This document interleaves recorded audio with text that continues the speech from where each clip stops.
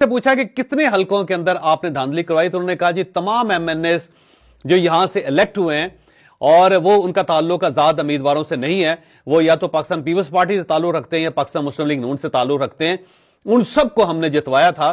تو اس کے بعد میں نے ان سے سوال کیا کہ دیکھیں آپ تو کمشنر تھے اور آپ کے پاس کوئی ڈائریکٹ اختیار نہیں تھا کہ آپ کسی کے بسم اللہ الرحمن الرحیم۔ السلام علیکم، میں شاہد ثقلین ہوں۔ آج 18 فروری ہے اور اتوار کا دن ہے۔ انتخابات ہوئے تقریباً 10 دن ہو گئے ہیں، لیکن مسئلہ ایک ہی ہے کہ حکومت کیوں نہیں بن رہی۔ کبھی پیپلز پارٹی اور نون لیگ آپس میں بیٹھتے ہیں کہ حکومت بنانے کے لیے مشاورت ہو رہی ہے، لیکن یہ مشاورت لمبی ہوتی جا رہی ہے۔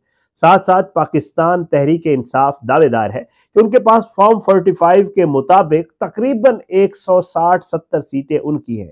کوئی چیز سمجھ نہیں آ رہی تھی گزشتہ روز تک، لیکن کل یہ جو سکوت تھا، یہ جو ایک ٹھہرا ہوا پانی تھا، اس میں کنکر مارا ہے کمشنر راولپنڈی نے۔ اس نے بہت بڑا جو ہے وہ اعتراف کیا ہے اور اس نے بتایا ہے کہ راولپنڈی ڈویژن کی تمام سیٹوں کے اوپر بہت بڑے سطح کے اوپر دھاندلی کی گئی ہے، اور اس دھاندلی میں نہ صرف ٹھپے لگائے گئے ہیں بلکہ فارم 47 بنا کے ایون اس نے تو یہ بھی کہہ دیا کہ راجہ پرویز اشرف جو راولپنڈی کے ریجن سے جو ہے وہ پاکستان پیپلز پارٹی کے ایم این اے ہیں، ان کو جتوانے کے لیے بھی باقاعدہ طور پہ ایک بہت بڑی دھاندلی کی گئی ہے، اور تقریباً ووٹوں میں زیادہ سے زیادہ 60 سے 70 ہزار تک کا جو ہے وہ رد و بدل کیا گیا ہے۔ اس پریس کانفرنس کے بعد تو ایک طوفان کھڑا ہو گیا، اور اس طوفان کے جو آفٹر ایفیکٹس ہیں انہوں نے بڑی چیزوں کو واضح کر دیا ہے۔ آج کی اس ویڈیو میں آپ کو میں 2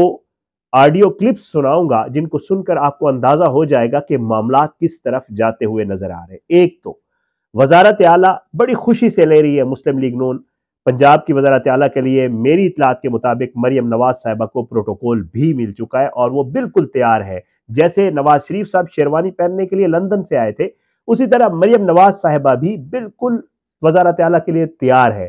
لیکن ایک مسئلہ پیدا ہو گیا، اور وہ یہ ہے کہ ایک شرط رکھی گئی تھی کہ یہ شرط اگر پوری ہوگی تو مریم نواز جو ہے وہ وزیر اعلیٰ پنجاب بن پائیں گی۔ شرط کیا ہے آپ کو سناؤں گا ایک آڈیو کلپ، اس میں آپ کو واضح ہو جائے گا کہ معاملات کس طرف جاتے ہوئے نظر آ رہے ہیں۔ اور دوسرا معاملہ ہے کمشنر راولپنڈی کا۔ کمشنر راولپنڈی اس پریس کانفرنس سے پہلے ایک صحافی کو بار بار کال کرتے رہے، اس صحافی نے وہ کال ریسیو نہیں کی، لیکن جب یہ پریس کانفرنس ہوئی اس کے بعد اس صحافی نے کمشنر راولپنڈی کو کال کی اور اس سے ان تمام سوالوں کے جواب مانگے جو سوالات آپ کے ذہن میں بھی ہیں، جو سوالات میرے ذہن میں بھی ہیں، جو سوالات آپ کو کل سے میڈیا اور سوشل میڈیا کے اوپر ہوتے ہوئے بھی نظر آئے ہیں۔ تو وہ تمام سوالات کے جوابات آپ کو اس صحافی کی زبانی سناؤں گا کہ اس صحافی نے کیا پوچھا کمشنر راولپنڈی سے، اور انہوں نے اس اپنی پریس کانفرنس، اس اعتراف، ضمیر کا جاگنا، خودکشی، اس کے حوالے سے کیا کچھ کہا۔ تو آج کی یہ ویڈیو جو ہے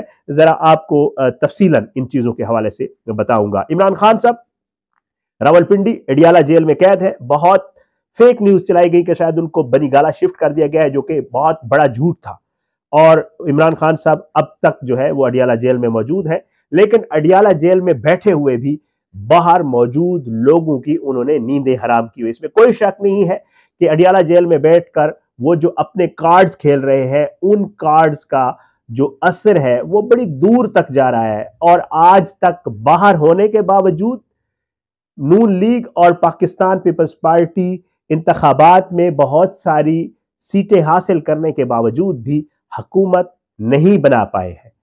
غیبی مدد آ پہنچی ہے عمران خان صاحب کو۔ اس طرح کی پریس کانفرنس جو کمشنر راولپنڈی نے کی، کہا یہ جا رہا ہے کہ شاید آنے والے دنوں میں کچھ مزید لوگ بھی پریس کانفرنس کریں گے، اور ان میں ایک صوبہ پنجاب کے بہت بڑے شہر سے ایک اور اسی طرح کا کوئی سرکاری افسر بھی ہوگا۔ اب یہ کیا ہوگا آنے والے دنوں میں دیکھا جائے گا، لیکن ظاہر ہے جو معاملات جس طرف جاتے ہوئے نظر آ رہے ہیں وہ چیزیں آہستہ آہستہ تھوڑی تھوڑی کلیئر ہونا شروع ہوگی۔ اب میں آپ کو سناتا ہوں کہ جی سب سے پہلے تو مریم نواز صاحبہ کی وزارت اعلیٰ کیوں خطرے میں ہے، اور مسلم لیگ نون کی کیا ڈیل ہوئی تھی جس کے باعث مسلم لیگ نون باقاعدہ طور پہ بے بس ہے، اور وہ مجبور ہے کہ اس کو ہر حال میں وفاق میں حکومت بنانا پڑے گی چاہے کچھ بھی ہو۔ سنیں محمد مالک صاحب نے پروگرام میں کیا کہا شہزاد اقبال کے، پھر آگے چل کے آپ کو دوسرے صحافی کا بھی ویڈیو کلپ سنواؤں گا، آڈیو کلپ، جس میں وہ واضح طور پہ بتا رہے ہیں کہ کمشنر راولپنڈی انہوں نے کیا کہا. پہلے یہ سن لیں محمد مالک صاحب کیا کہتے ہیں. دیکھیں مسئلہ یہ پڑ گیا ہوا ہے کہ اس وقت بہت پریشر پڑا ہوا ہے پیپلز پارٹی کے اوپر فرام پاورز دیٹ بی کہ آپ گورنمنٹ جوائن کریں، اور ابھی تو انہوں نے اس کو لٹکایا ہے، یہ کہہ کہ ٹھیک ہے آپ ہمیں سارے کانسٹیٹیوشنل آفسز دے دیں، تو جب وہ ایک بار ہم لاک کر لیں گے تو اس کے بعد ہم گورنمنٹ جوائن کریں گے. ارادہ نہیں ہے.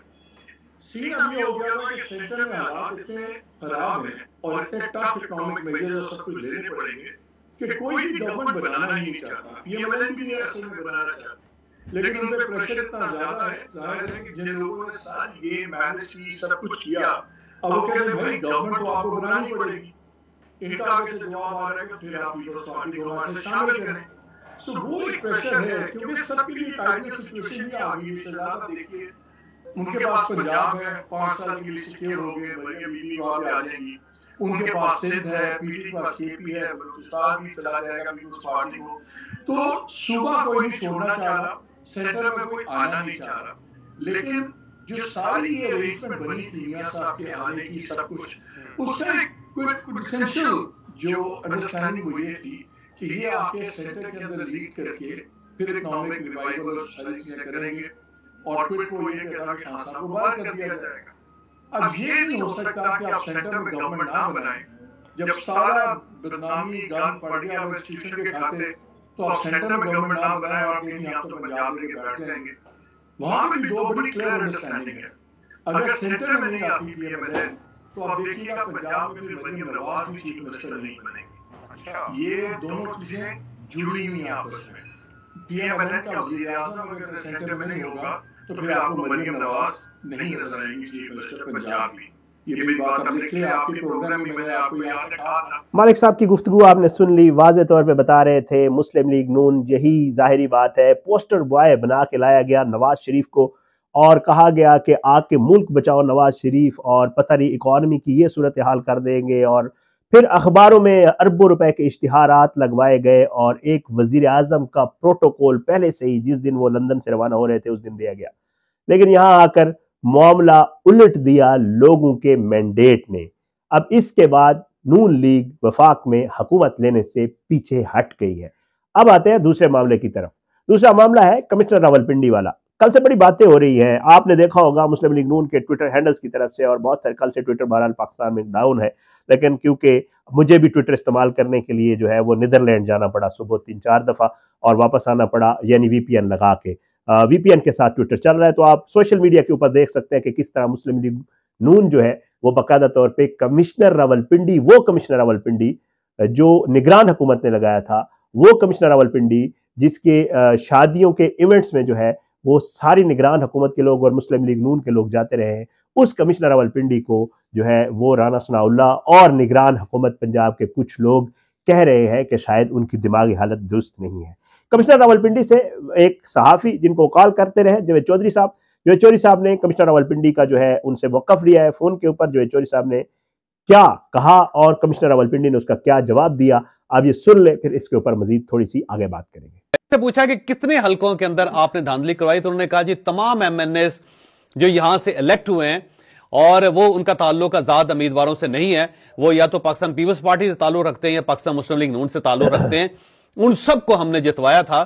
تو اس کے بعد میں نے ان سے سوال کیا کہ دیکھیں آپ تو کمشنر تھے اور آپ کے پاس کوئی ڈائریکٹ اختیار نہیں تھا کہ آپ کسی کے الیکشن کو مینج کر سکیں یا کسی کے فارم 45 کو تبدیل کر سکیں. تو ان کا یہ کہنا تھا کہ میں کمشنر تھا اور نیچے سارے میرے سبارڈینیٹس تھے اور میرے احکامات کے وہ پابند تھے، لہٰذا میں ان کو جو ڈائریکشن دیتا جاتا تھا وہ اس کے مطابق کام کرتے رہے.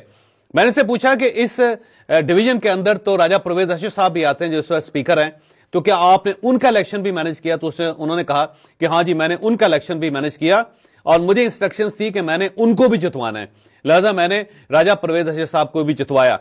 پھر ان کا یہ بھی کہنا تھا کہ ہم نے 50 ہزار ووٹ بلکہ 70 ہزار ووٹ بھی دائیں سے بائیں کیے ہیں، ہم نے ٹھپے بھی لگائے ہیں اور ہم نے فارم 45 بھی تبدیل کیے ہیں. تو میں نے ان سے پوچھا کہ آپ سے یہ کروا کون رہا تھا؟ تو انہوں نے کہا جی یہ میں کمیشن کے سامنے بتاؤں گا کہ مجھ سے یہ کس نے کروایا تھا، لیکن میں اپنے ضمیر کے مطابق ٹھیک جواب دے رہا ہوں.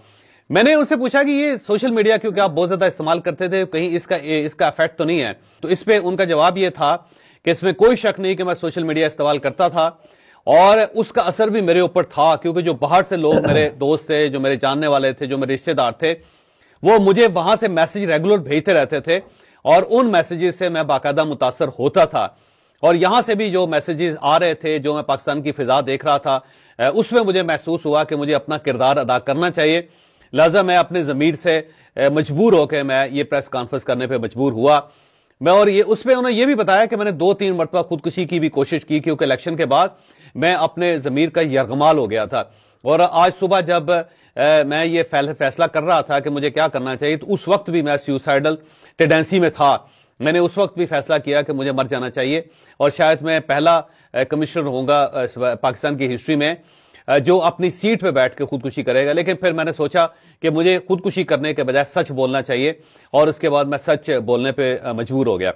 میں نے سے پوچھا کہ کیا آپ کے سبارڈینیٹس کو، اسٹاف کو پتا تھا کہ آپ یہ کیا کہنے والے ہیں؟ انہوں نے کہا نہیں جی، ہم نے جو پریس کانفرنس بلائی تھی وہ پی ایس ایل راولپنڈی کا جو تھا اس کے لیے بلائی تھی، اور جب میں وہاں میز پہ بیٹھا، سامنے میڈیا تھا، تو میں نے پی ایس ایل کو ایک سائڈ پہ رکھا، اور پھر میں نے یہ سچ بولنا شروع کر دیا۔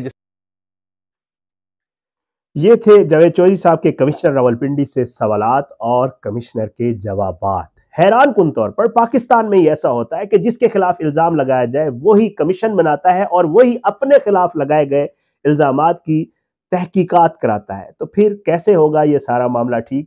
بڑی سمجھنے والی بات ہے۔ گزشتہ روز کمشنر راولپنڈی نے الزامات لگائے ہیں الیکشن کمیشن آف پاکستان پہ، اور الیکشن کمیشن آف پاکستان نے ہی خود انکوائری کمیٹی بنا دی، اور وہی تحقیقات کریں گے کہ جی واقعی الیکشن کمیشن نے دھاندلی کی ہے یا نہیں کی ہے۔ سبحان اللہ، کیا زبردست معاملہ ہے، کیا زبردست سسٹم ہے، اور کیا زبردست تحقیقات ہونے جا رہی ہیں ان الزامات کی۔ وہ صرف الزامات نہیں لگا رہے۔ جاوید چودھری صاحب کے ساتھ جو ان کی گفتگو ہوئی ہے آپ نے سنی، وہ کہہ رہے ہیں کہ جی میرے پاس اس کے ثبوت بھی موجود ہیں۔ حامد میر صاحب کو میں کل سن رہا تھا، وہ بھی ٹرانسمیشن میں یہ کہہ رہے تھے کہ جی کمشنر راولپنڈی کے پاس کچھ ثبوت موجود ہیں، ان کو کس نے کیا کچھ کہا وہ سارے ثبوت ان کے پاس موجود ہیں، اور وہ ثبوت انہوں نے کہیں بھیج دیے ہوئے ہیں جو وقت پڑنے پہ واپس لے کے پیش کر دیے جائیں گے۔ اب کمشنر راولپنڈی کے اس معاملے کو کس طرح انویسٹیگیٹ کیا جاتا ہے، اس کے اوپر کس طرح تحقیقات کی جاتی ہیں، آنے والے دنوں میں واضح ہو جائے گا کہ اس ریگنگ کے معاملے کو لے کر ہمارا ملک کس حد تک سیریس اس میٹر کو لیتا ہے اور اس کی تحقیقات کرتا ہے، اور جو کہا جا رہا ہے کہ مینڈیٹ چوری کیا گیا ہے، اس مینڈیٹ کو واپس دلوانے میں کون کیا کردار ادا کرتا ہے، آنے والے دنوں میں پتہ چلے گا۔ اجازت دیں، اپنا خیال رکھا کریں۔ اللہ پاکستان کا حامی ناصر ہو، اس کے خلاف سازشیں کرنے والوں کو نصب و نابود کرے، ظالموں کو عبرت کا نشان بنائے، مظلوموں کو انصاف ملے۔ درخواست ہے آپ سے کہ میرے یوٹیوب چینل کو سبسکرائب کریں، جو ہے ویڈیوز کو لائک شیئر کیا کریں۔ اجازت دیں، اگلی ویڈیو میں ملاقات ہوگی۔ پاکستان زندہ باد، اللہ حافظ۔